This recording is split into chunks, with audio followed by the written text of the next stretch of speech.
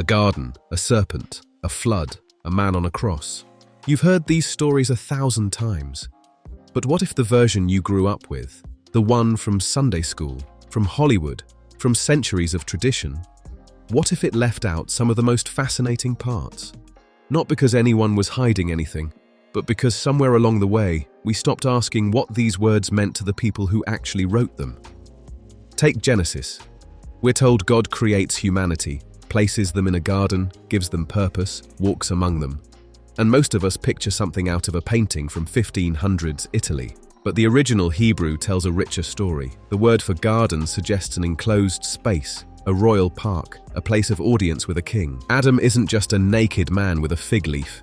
The text calls him a living soul, the same breath of God that animates all life, placed in a sacred space with a job to do. And then there's this figure. Tradition calls him Satan, and we picture horns, a pitchfork, a cartoon villain.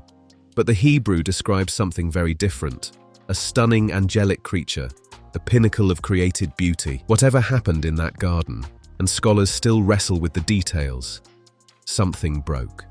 The humans chose a different path, and the rest of the Bible is the story of what God does about it. What follows is not a simple story of God is angry, humans are bad. It's the story of a purpose, a plan that unfolds across centuries, through floods and famines, through a family chosen not because they were perfect, they definitely weren't, but because through them, God would eventually set everything right. Every covenant, every prophecy, every strange and beautiful and sometimes confusing passage, it's all heading somewhere. And then, in a small corner of the Roman Empire, a Jewish carpenter from Galilee starts teaching, and everything changes. Here's where it gets interesting. The earliest followers of Jesus, the people who actually knew him, walked with him, ate with him, they didn't call him God. They called him the Messiah, the Anointed One, a human being, chosen by God for the most extraordinary mission in history. That might surprise you. It surprised us too. But when you read the Gospels through the lens of their original audience, first-century Jews living under Roman occupation, a different picture emerges. Not smaller, if anything, bigger.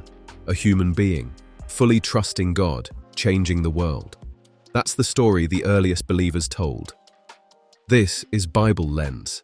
We're going back to the beginning, and by that, we mean the actual beginning, the original languages, the historical context, the world these texts were born in. We'll dig into Genesis from the very first word. We'll meet the real characters of the New Testament, not stained glass saints, but flesh and blood people in an extraordinary moment.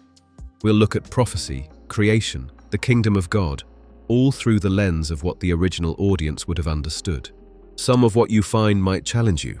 Some of it might surprise you. All of it will be grounded in evidence, presented with respect, and, we hope, absolutely fascinating. Through this lens, the Bible comes alive in ways you never expected. We're not here to tell you what to believe.